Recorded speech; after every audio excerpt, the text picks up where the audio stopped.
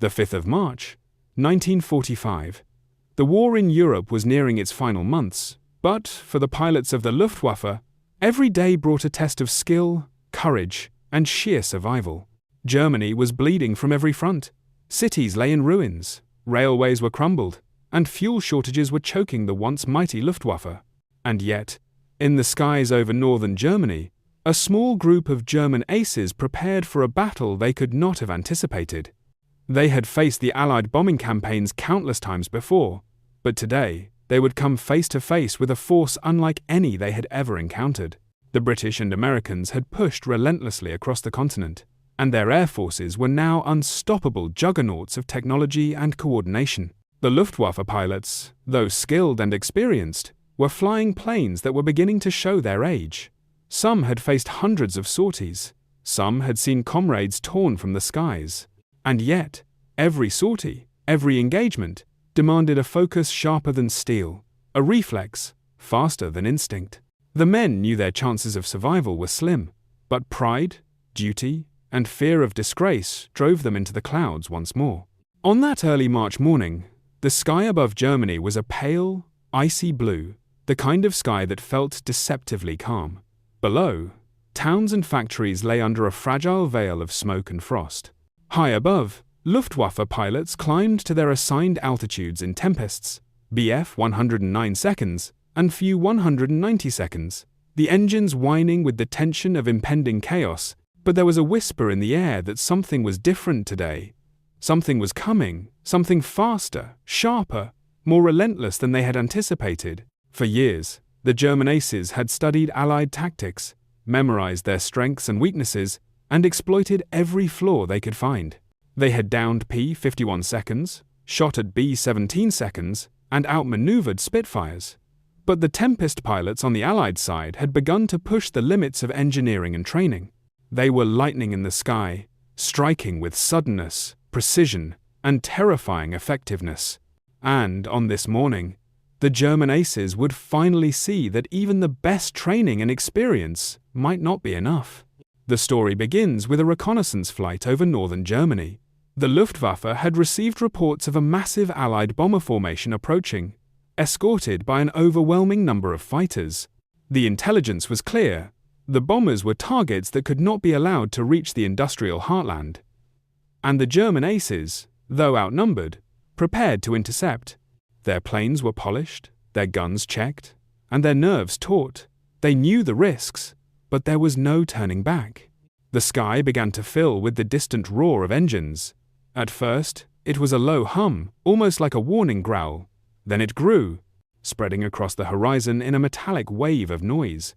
The Allied fighters appeared, tempests streaking through the morning light, engines screaming, wings slicing through the clouds with surgical precision. These were not the clumsy, lumbering aircraft the Luftwaffe had once faced. These were instruments of war, honed for speed, agility, and destruction.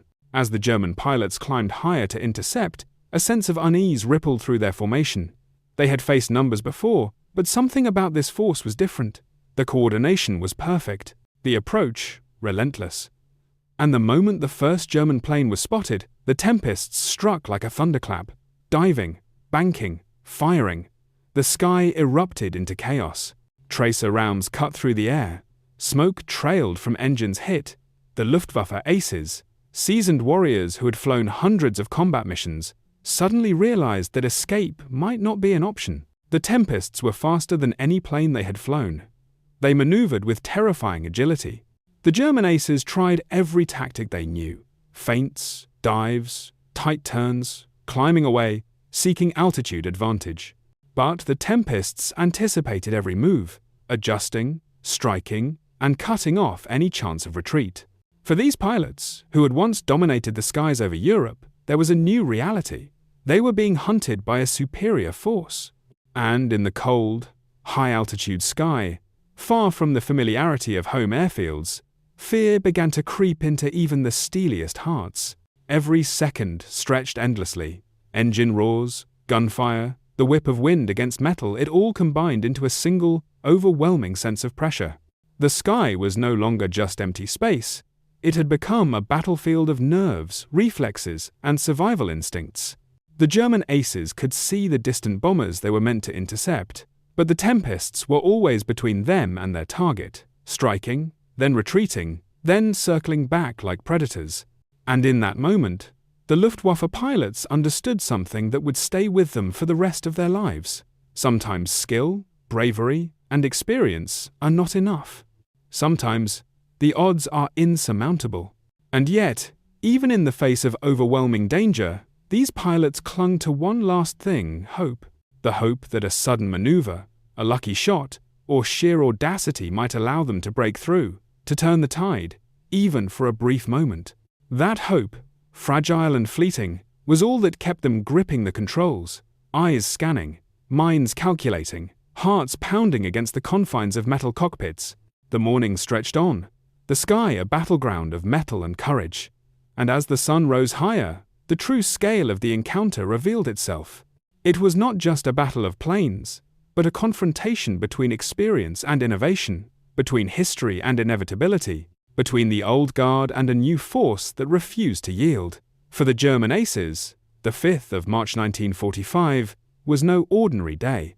It was the day when the sky itself seemed to turn against them, when the air became a trap, and when they realized that sometimes the hunter becomes the hunted, and escape is no longer possible. The sky over northern Germany had become a storm of steel and fire. The German aces, flying their Bf 109 seconds and Fu 190 seconds, were no strangers to combat. They had fought in the Battle of Britain, over the deserts of North Africa, and across the Eastern Front. They had faced P-47 Thunderbolts and Spitfires before, but nothing had prepared them for what unfolded on the 5th of March 1945. This was not a simple encounter.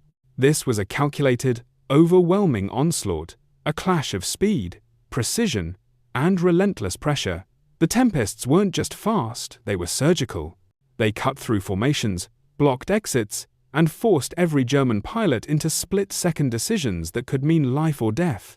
At first, the German pilots tried to follow the tactics that had kept them alive for years: climb above the enemy, dive on them, use tight turns to evade fire, attempt to disrupt formations. But every time they tried, the Tempests adapted. Their pilots were young, trained for aggression, and backed by technology that outmatched the aging Luftwaffe machines.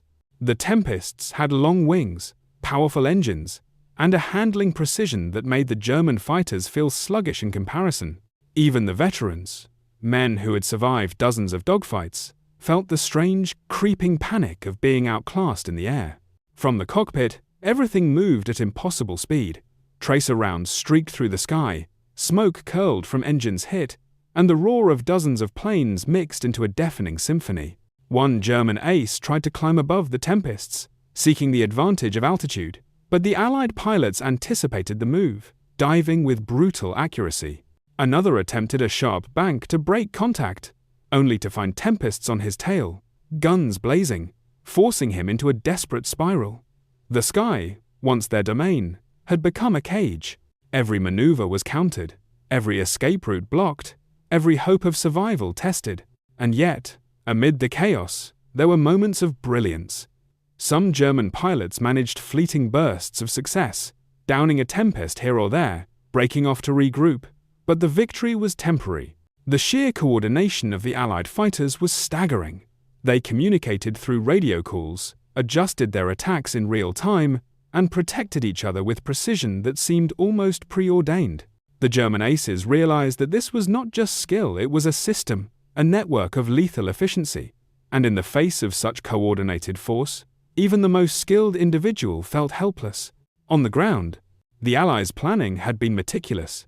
Intelligence reports had tracked the German squadrons, predicting likely interception points. The Tempest wings had been briefed on exact altitudes, flight paths, and attack formations. For the Luftwaffe, it was as though the sky itself had betrayed them. There was nowhere to hide, nowhere to run, and no friendly support coming from below. Their own fuel limitations and maintenance issues compounded the problem. Some aircraft were already carrying minor damage from previous sorties, and every maneuver consumed precious fuel. Every second in combat was a race against both the enemy and time. The Germans tried to adapt. They attempted group tactics, forming tight formations to protect each other, using the old strategies that had worked for years. But the Tempests broke these formations with staggering speed. They attacked from multiple angles, forcing the German pilots to split their attention, to fight not just their pursuers, but the relentless sky itself. The feeling of entrapment grew, the realization of being outnumbered and outclassed pressing like the cold metal of the cockpit against their bodies. And still, they fought, because surrender was not an option, because survival required defiance against impossible odds. There were individual moments that stood out, small flickers of heroism amid overwhelming pressure. A young German pilot dove aggressively, dodging 2 Tempests, firing bursts that forced one to break off. Another executed a sharp, vertical loop, pulling his plane out of a near-impossible dive just before it would have collided with an enemy. These were acts of instinct, courage, and desperation. But each small victory was fleeting, overshadowed by the relentless tide of the Allied fighters. It was a game of survival, a deadly chess match played at hundreds of miles per hour in a sky that offered no mercy. As the dogfight stretched on, the physical and mental toll became evident. Pilots' hands cramped from gripping the controls, their eyes blurred from strain and smoke, and the cold at high altitude bit through even the thickest flight gear. Every maneuver was exhausting, every split-second choice a matter of life or death. Radio chatter crackled, voices tense, some shouting coordinates, others screaming in panic. And above all, the Tempests pressed forward, never giving the Luftwaffe a moment's reprieve. By mid-morning, the German aces had begun to understand the grim truth. They were not facing a temporary challenge, they were facing a calculated trap from which escape was unlikely. Interestingly, the Allies had learned from previous encounters. Earlier in the war, Luftwaffe pilots had dominated the skies with superior tactics, aggressive climbing, and surprise attacks. The tables had turned, however. Allied training emphasized precision, coordination, and timing. The Tempests were not just aircraft. They were extensions of a larger strategy. They covered each other, ensured that targets were never isolated, and exploited every weakness the German pilots revealed. What the Luftwaffe had once considered the hallmark of aerial superiority, their ability to think independently and react on instinct, was now a liability against a force that moved as one. By late morning, the German aces were dwindling. Some planes were damaged and limping home. Others spiraled out of control, smoke trailing as engines failed. The survivors were exhausted, battered, and haunted by the realization that the skies they had once ruled were now under control of a force that refused to yield. For every Tempest downed, 2 more seemed to take its place, a relentless wave of precision, speed, and unyielding pressure. And yet, even in those desperate hours, the Luftwaffe pilots clung to their courage, their skill, their training, refusing to surrender even when the odds were stacked beyond comprehension. This engagement was not just a battle, it was a lesson in evolution. Air warfare had changed. Technology, strategy, and coordination now outweighed individual skill. And for the German aces, the 5th of March, 1945, became a day they would never forget, a day that would haunt them for the rest of their lives. They had flown against some of the best pilots in history, fought with every ounce of their experience and courage, and yet, the Tempests closing in had shown them that even the greatest warriors can be cornered, outmatched, and made to confront the limits of their own survival. By early afternoon, the battle over northern Germany had reached its relentless peak. Smoke and debris drifted across the sky, a testament to the ferocity of the struggle. The Luftwaffe aces, who had flown hundreds of sorties, were now scattered, isolated, and fighting not for glory, but for survival. Engines screamed, guns barked, and the bitter cold of high altitude gnawed at their bodies. Every turn, every dive, every desperate maneuver was an act of pure instinct, a fight against both the enemy and the inevitable. Some tried to break away, seeking escape through tight valleys or low clouds, but the Tempests were faster, smarter, and always there, cutting off retreat with uncanny precision. The German pilots realized the truth that had been growing since morning. The Tempests weren't just intercepting, they were hunting. There would be no mercy. There would be no safe corridor. Every option had been calculated, every route blocked. And as the realization sank in, A cold fear replaced adrenaline. They were trapped, and the sky that had once been their domain had become a cage. Yet even in these final moments, there were acts of courage that defied reason. One ace, his plane smoking from multiple hits, managed to dive into the path of an attacking Tempest, forcing it off course and allowing a fellow pilot to escape. Another twisted his fighter into a near-impossible maneuver, avoiding the deadly fire that sought him at every angle. These flashes of brilliance, brief and fragile, reminded everyone that skill and courage could still shine, even against overwhelming odds. But they were fleeting. The Tempests adapted instantly, correcting their attack patterns and continuing the relentless pursuit. The scale of destruction became evident as more German aircraft were lost. Some spiraled toward the earth in plumes of black smoke, their pilots gone in an instant. Others, damaged and limping, struggled to maintain altitude, engines coughing and failing under the strain. The Tempests, operating in pairs or small groups, exploited every weakness, ensuring no straggler escaped. Each dogfight was a deadly ballet, a test of nerves and reflexes played out in the sky at hundreds of miles per hour. And with every passing minute, the German aces understood the bitter reality. Their fate was no longer determined by skill alone. The game had changed, and they were cornered. At lower altitudes, the effects of the battle were visible on the ground. Villages that had once been safe watched in awe and terror as planes streaked overhead, the whine of engines and the staccato bursts of machine gun fire cutting through the air. Fires broke out where planes had crashed, smoke rising to mingle with the haze of distant artillery. The war had reached the very skies above their homes, and the scale of air supremacy was undeniable. The Allies, with their superior numbers, technology, and coordination, had claimed the heavens. For the Luftwaffe pilots, there was no sanctuary left, no high-altitude refuge, no cunning maneuver that could turn the tide. In the cockpit, exhaustion set in. Fingers cramped on the controls, eyes strained against the glare of sun and the smoke of battle, minds racing to calculate angles, speeds, and survival odds. Some pilots prayed silently, clinging to the hope that luck might grant them one more escape. Others focused entirely on the mechanics of flying, on keeping the plane aloft, on finding any weakness in the seemingly perfect coordination of the Tempests. Every heartbeat was a countdown. Every decision could be the last.